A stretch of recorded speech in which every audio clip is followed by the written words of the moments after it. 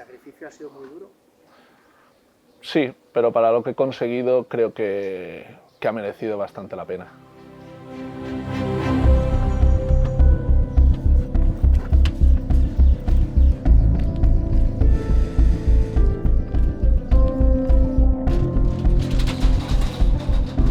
Bueno, yo llegué al piragüismo gracias a las escuelas de verano del Club Náutico y bueno, fue porque mi madre estaba también cansada de tenernos en casa todo el verano. Nos apuntó a mi hermana, a mi hermano pequeño y a mí. Nos apuntó a vela y a piragüismo y al final pues mira, nos decantamos más por el piragüismo porque ese mismo verano competimos en un campeonato Baleares y la verdad que nos gustó el ambiente y nos quedamos. Nunca he empezado con un objetivo claro, sino el de pasarlo bien. Bueno, desde que Sete tiene 14 o 15 años vimos que, bueno, que sus valores de fuerza que eran muy altos y eso nos hacía ver que podía tener un potencial, sobre todo en este deporte donde la fuerza es muy importante. Y recibo una llamada de Kiko diciéndome: tienes que venir a ver, te tienes que llevar a un chico que ha empezado ahora, que es un fenómeno. Hablaba con él diciéndole que este chico pues, que tenía un potencial enorme, que sería conveniente que entrase en el centro de tecnificación balear. Kiko yo lo conozco, por sus palistas se desvive, como ha demostrado también luego un entrenador de altísimo nivel.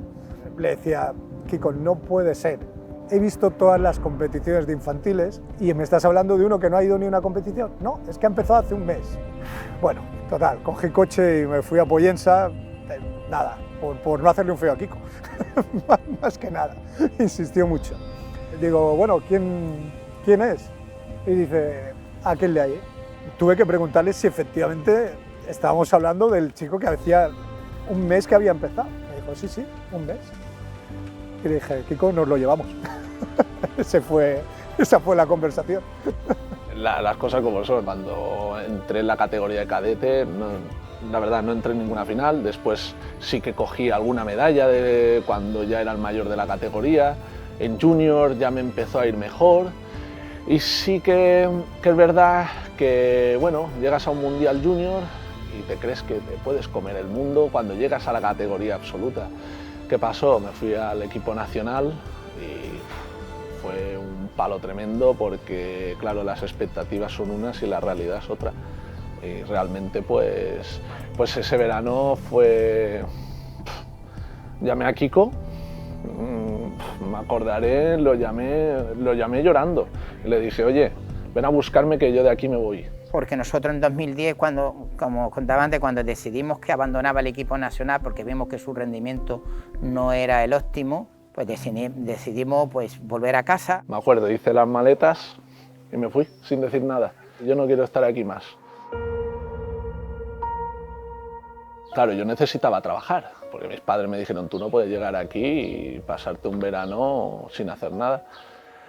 Y fui a Kiko a pedirle trabajo como monitor de piragua. Y Kiko, como es tan bueno convenciendo a la gente, porque tiene un don, tiene ese don que te convence sin tú estar claro de las cosas. Pero bueno, me dijo: vienes de monitor, pero a cambio vas a venir a entrenar todos los días. Vamos a ir al campeonato de España y vamos a ver si realmente podemos luchar por hacer algo. Ya le dije: bueno, venga, vale, yo tengo algo que quiero, que es trabajar, y él pues conseguirá algo, que es que yo vaya a un campeonato de España y veamos cómo va. Unas 4 semanas después pasa a ser subcampeón de España. 8 meses después ya era subcampeón de Europa y 10 meses después, 11 meses después, pues ya fue tercero del mundo y clasificación olímpica, con que fue todo muy rápido, desde la que volvió de Galicia hasta que fue a los Juegos. Estamos hablando de 13 meses.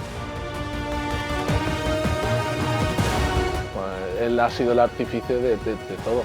Yo he sido el que ha seguido detrás de él, él ha sido el que ha tenido la fe en esto. Él tenía las cosas tan claras que, bueno, a mí me la hacía creer.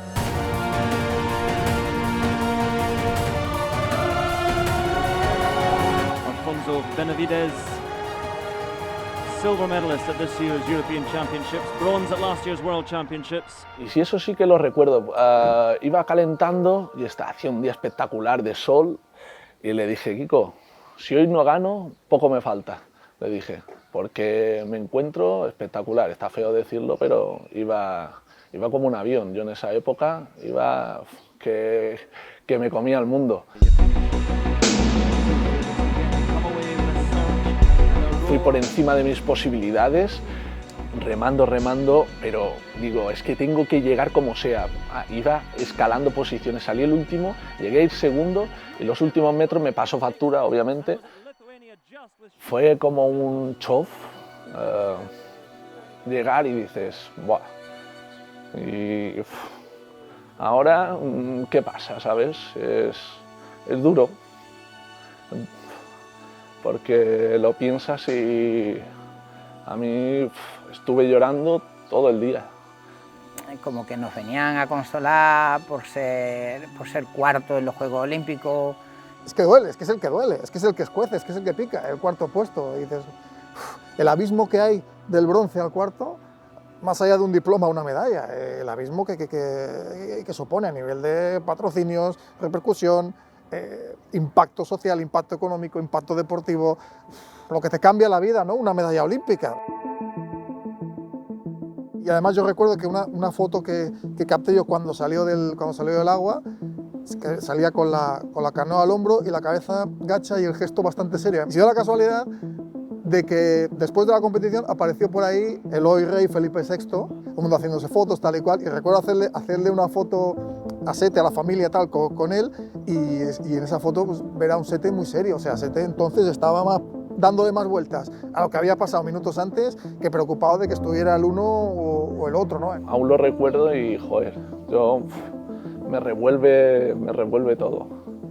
Yo la verdad que me hubiera gustado, hubiera sido medalla, a mí, a él y a todo el mundo, pero bueno, un cuarto puesto en los Juegos Olímpicos, pues te quedas con el amargo de no tener la medalla, pero lo que yo siempre digo, que es el cuarto mejor velocista del mundo. ¿Cuántas personas, cuántos profesionales del deporte, de la abogacía, de cualquier otro menester puede decir que es el cuarto mejor del mundo?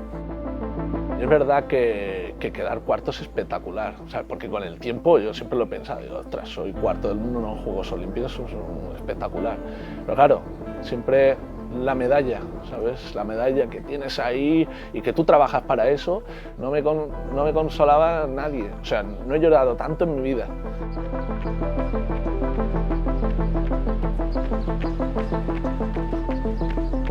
Pero bueno, ahora ha cambiado la historia. Con el tiempo ya es tercero, se hizo justicia por alguien que nos robó algo muy bonito, que es el cajón, esto con lo que sueña cualquier deportista. Sí, seguramente sí, que hubiera cambiado, pero bueno, tampoco cambió nada de mi vida. El sueño nuestro era ir a unos Juegos Olímpicos, ya ganar una medalla ya es la leche, vaya. Pero es que hemos ido a campeonatos de Europa, campeonatos de España hemos cogido medallas, campeonatos de Europa, Juegos Europeos, Copas del Mundo, campeonatos del mundo. Solo me faltaba la medalla olímpica. O sea, es la única medalla que me faltaba por conseguir. Era lo que le faltaba. No fue solo que fue el primer olímpico, es que ha sido la primera medalla. En un deporte como este necesitas un exponente, un referente, o sea, pero es que el palmarés de Sete a nivel de canoa, a nivel nacional, es para tenerlo muy en cuenta. Y los chicos querían parecerse a Sete, se acercaban a Sete. Y Sete, tío agradable, simpático, bromista, que no tiene un no para nadie, colaboraba. Entonces ha sido una referencia y sí, sin duda. Bueno, ¿qué le queda por hacer? Pues yo tengo una cosa muy clara. Podría estar en el 500 en París. Con su compañero tienen una manera de remar donde llevan muy bien el barco, creo. Bueno, el trabajo de Kiko, ¿no? Es un poco el hombre de la sombra y el que se ha encargado de ponerle en vereda, de tenerlo en raya durante todo este tiempo, a él como exponente, pero también a todo ese equipo de trabajo. Para tener en un club como el de Pollensa, que puede presumir de tener 3 olímpicos y 2 medallas. Para el volumen que es Puerto de Pollensa es algo espectacular. Imagínate, muchos lo querrían, muchos lo firmarían, ya te digo.